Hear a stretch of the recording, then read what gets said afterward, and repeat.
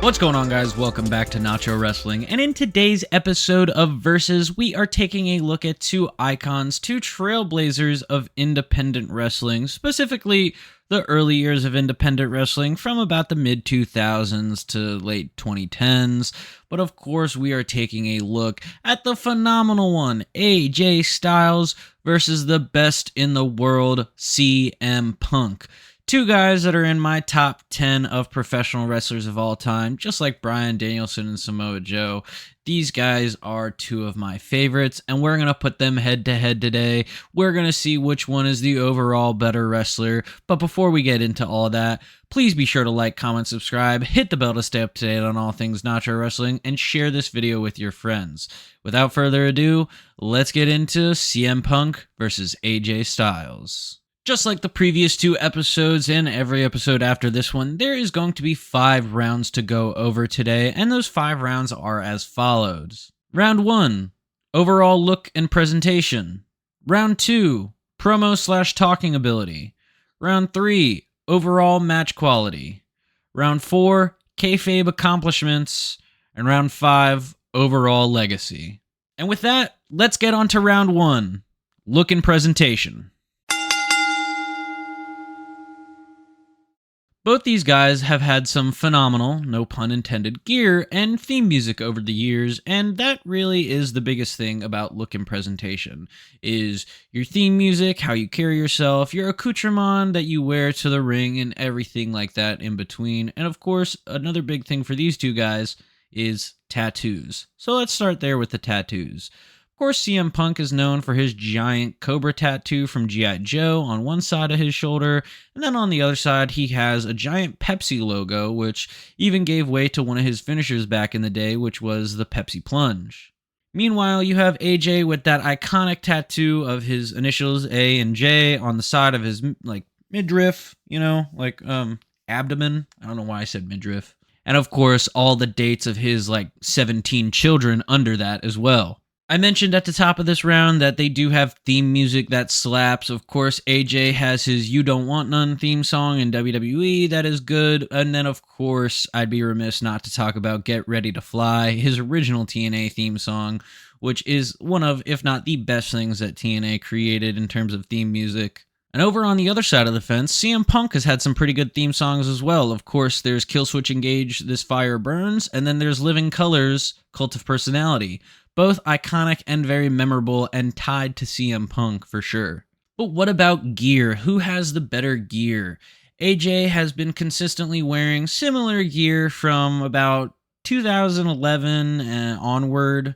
You know, he uses the iconography of the P1 for Phenomenal One, or an A and a J for AJ, or something in between, like an amalgamation of all of it together, I think is what we've seen before in TNA. But in WWE, of course, he's been wearing a lot of different colors. He does some different colorways every now and again. There's that one time he wore Volt Green and black and white, which I thought was really good for him. Or that one time he wore beautiful powder blue gear. AJ has a very strong presentation, usually always incorporating the same attributes and iconography to that gear. The biggest thing, of course, is his hooded vest that he always wears and those iconic gloves that he uses to do his hand gesture. Before we talk about who won this round, of course, we have to talk about CM Punk's gear. CM Punk originally used to wear shorts. He used to wear those long basketball shorts. He would have the Chicago Stars on one side and then Punk on another. But he always wore different colored shorts, whether they were red and black, yellow and black, blue and black, straight black, white, doesn't matter. He had a lot of different colored basketball shorts, so I feel like it worked out well for him. And then when he made his way over to WWE, he became a trunks guy with the knee pads and the kick pads and everything like that. And he had the same iconography that he used on the pants, on his trunks, the Chicago Stars, the Chicago colors, everything like that. And it worked well for him, and it's honestly been his look since he got to WWE. Even in AEW he used it, with a few differences here and there, like the one time he wore those Muay Thai shorts, or the one time he did the long boys, which a lot of people did enjoy the long boy pants, and I'm not one of them. I thought it looked weird. Punk with pants on just doesn't feel right to me. He's a trunks guy in my head. At the end of round 1, this is the closest I've come to giving a tie in this series so far. I truly do believe that both these guys have astounding presentations and looks, something that not a lot of wrestlers today have, but they've been consistent throughout the years. They haven't really tried to change the wheel because, it's like the adage always is, or why change something that ain't broken? So with that being said, I'm going to have to give the edge to this one to AJ Styles. I just like AJ's look a little more than Punk's, and Punk has experimented with new stuff, especially in AEW, and he's done some like comic book looks, like the one time he was Fantastic Four at SummerSlam, which didn't look bad at all. It's just, I personally don't like when they do the pop culture stuff and they kind of can't reference it because of, IPs and stuff like that. Like, example, AEW and their partnership with DC and Warner Brothers, knock on wood that doesn't end anytime soon, but it might. At World's End, we saw Swerve come out in this beautiful Green Lantern-inspired gear with the literal Green Lantern ring on his finger. If Punk was able to do something like that with his Fantastic Four gear, I think it'd be a lot cooler. And I'm not trying to say that Punk's gear is bad or anything like that. I just think that AJ's gear is a little more interesting and has always popped me a little huge. And I almost forgot to talk about it, but his mask that he used to wear in New Japan for his big money matches, his world title matches in New Japan, and he's even pulled it out a few times in WWE. But it's like that gas mask sort of design with like the swords and katanas and everything. Beautiful. Love the mask. Just for that, AJ gets the win. Round 1 results. AJ Styles 1, CM Punk 0. Round 2, promo and talking ability. Now let's call a spade a spade. By no means is AJ Styles a bad promo, but when we stack it up against the best promo probably in the game today in CM Punk, it's kind of hard to try and come up with one of AJ's best promos versus CM Punk's worst promo. Now, I may be being a little hyperbolic there, but I do truly believe that CM Punk is a standout better promo than AJ Styles. Whenever CM Punk has the mic, it's almost appointment viewing for people to see what he has to say. And when he has a dream match or a dream feud with somebody, more often than not these days, it's not, oh, what is Punk going to do in the ring? It's more or less, oh, what is Punk going to say to this guy? How is he going to eviscerate him? That's not something that necessarily AJ Styles has ever been known for. He's been known more for the matches and putting on banger after banger after banger. Nevertheless, I do believe Punk is by far the superior promo, like I said, and that is going to give Punk a win in round 2. Round 2 results. AJ Styles 1, CM Punk 1. Round 3, overall match quality. This is everyone's favorite segment as we bring in our friend and my good pal, CageMatch.net.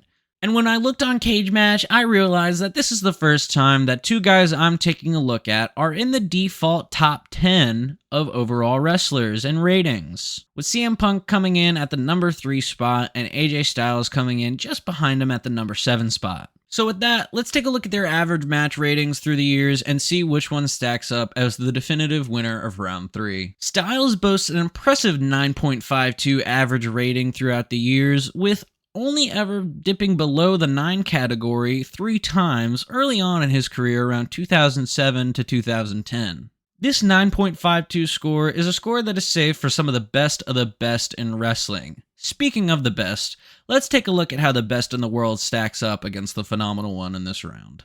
Punk comes in with an average score of 9.28. Not terrible, nothing to sneeze at, especially when you think about the fact that Punk wasn't an active wrestler from 2014 to 2021, and very well easily could have had his stock completely plummeted by people bombing reviews on him. However, this does mean that AJ is the definitive winner of round 3. AJ Styles 2, CM Punk 1.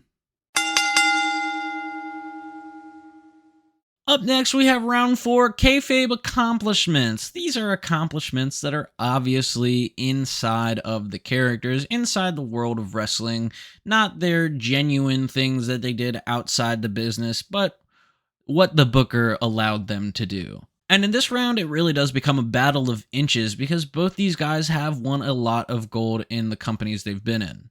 So let's break it down.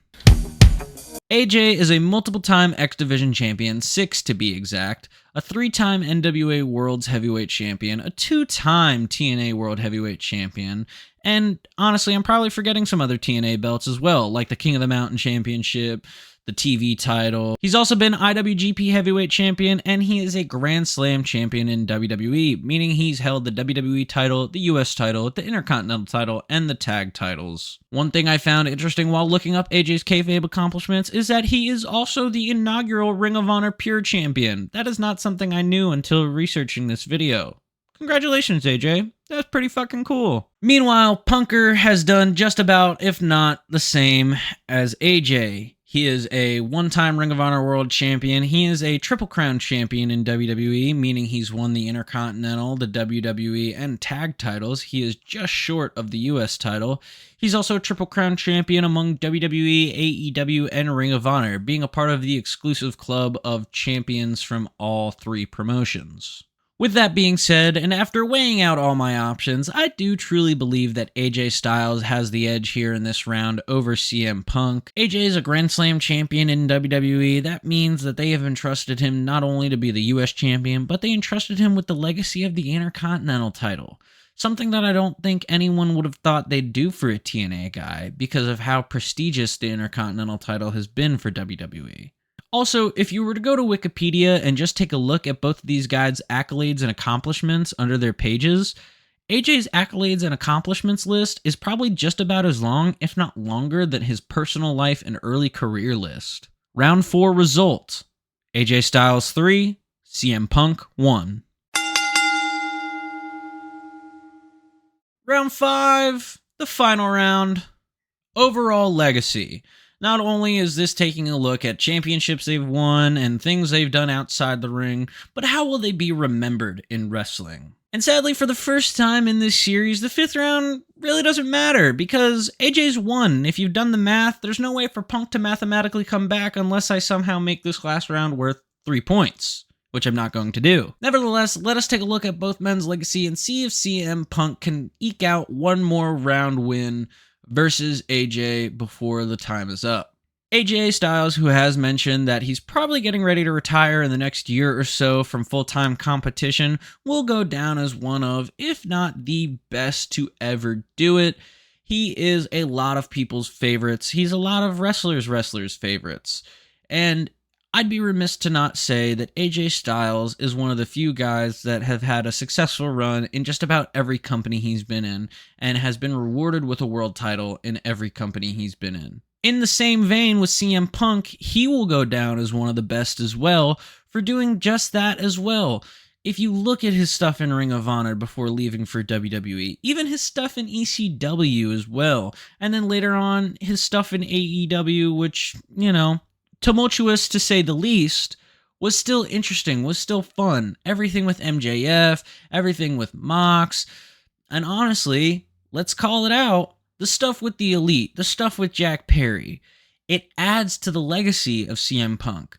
Yes, it adds for the detractors and the naysayers of Punk, but it also allows people to understand that Punk is a human. Punk has human emotions. He's not just some macho virtue signaling guy. He is a genuine article in a world full of counterfeit bucks, as he's once said.